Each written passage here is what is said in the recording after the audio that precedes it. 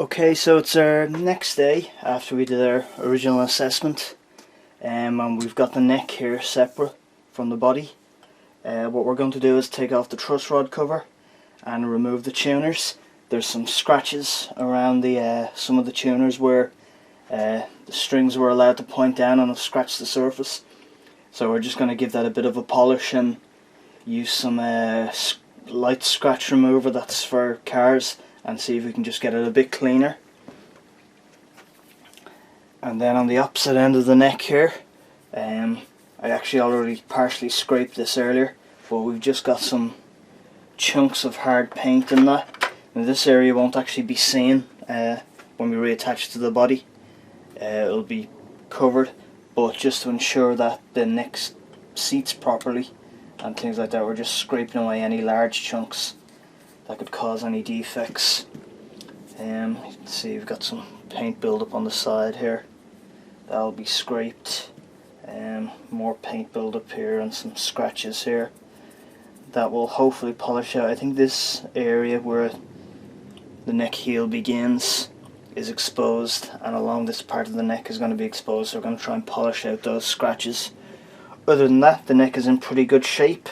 We'll polish and clean the frets, we'll condition the fretboard with some oil, and then we can put the neck to one side and then begin work on the body. So now we're just going to disassemble the truss rod cover and the tuners.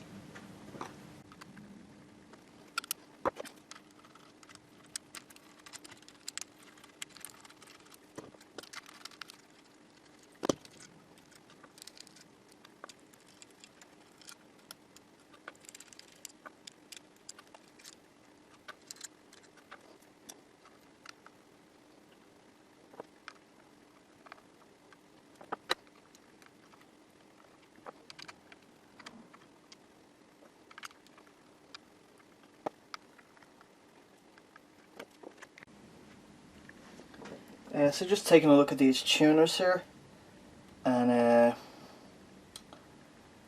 Jin Ho tuners.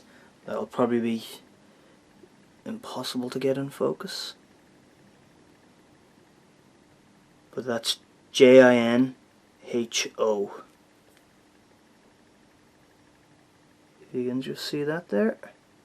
So Jinho, I know for a fact they're a Korean company. They do copies of lots of different companies' tuners and that. So it's interesting to see these on here.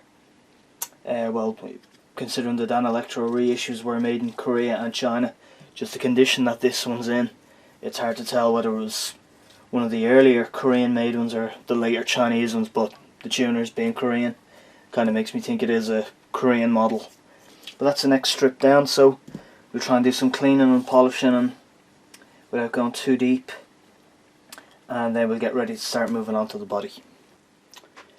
So just starting to give this a clean, just giving it a quick wipe with a chamois, see what we can do, or see whether we have any deep gouges or whether it's just general accumulation of dust and dirt. And we have a couple of heavy circular scratches from strings and that, so what we'll do is we'll just break out the scratch polish and see if that helps.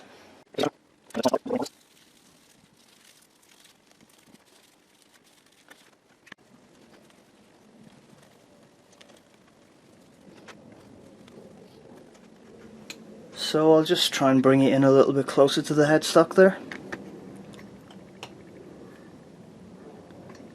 See if we can show up some detail there. Now you can just about make out when the camera focuses this small ring just here, which is quite a deep scratch, so we're not going to be able to remove that unless we burn through the original lacquer and possibly damage the Danelectro logo here. So we won't be doing that, but other than that, the headstock has come up quite clean. Seems to be in very good condition. So we're going to put the tuners back in, then we're going to quickly condition the fretboard and probably leave that overnight, and then come back and polish the frets. So we'll just quickly reattach the tuners and the truss rod cover.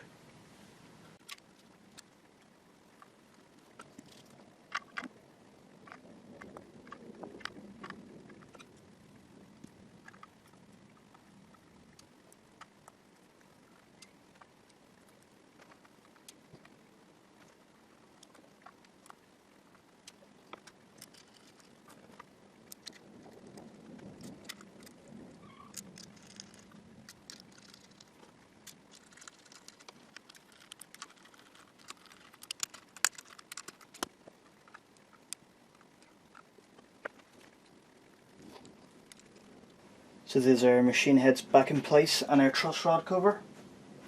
So what we're going to do now is just throw some oil on the neck to condition it, and then we'll move on to the body and we'll come back to polish the frets at another time. Okay, so what we're going to use to condition and oil the fretboard is just some boiled linseed oil. Now a lot of time when people are doing this, they'll say use lemon oil. There's lots of guitar products like Dunlop doing that, and it's lemon oil specifically for guitars. But lemon oil is essentially a petroleum product with just a nice lemony scent to it. It's not particularly nice and not really something you should be putting on your guitar or really putting your hands near or anything like that. So I'm going to use a piece of cloth and some linseed oil, boiled linseed oil, not the regular kind, and we're just going to rub some in to the fretboard. Just let it sit briefly.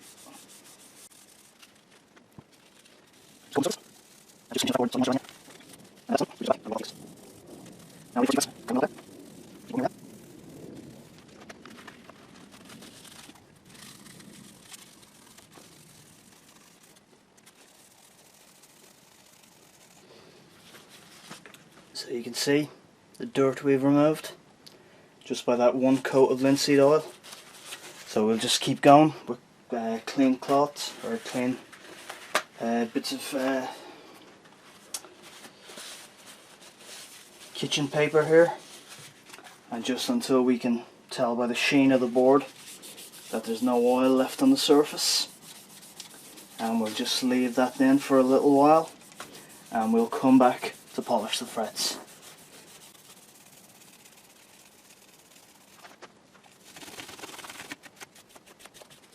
And once again you can see still a lot of dirt coming off, so the fingerboard already feels a lot better. It's whatever wood that's making up the fingerboard, from the colour of it and the grain, it looks like some kind of mahogany or something in that species anyway. It's quite porous, but even just that quick treatment with boiled linseed oil has kind of closed up a lot of the pores and just made the board feel a lot smoother. I can just feel some dings on the frets themselves along here. So we'll come back and we'll polish the frets and then probably do another quick coat of linseed oil before we're finished. But that's pretty much it for the neck, besides a clean up just before it gets reattached to the body. So our next part will be to tackle the body.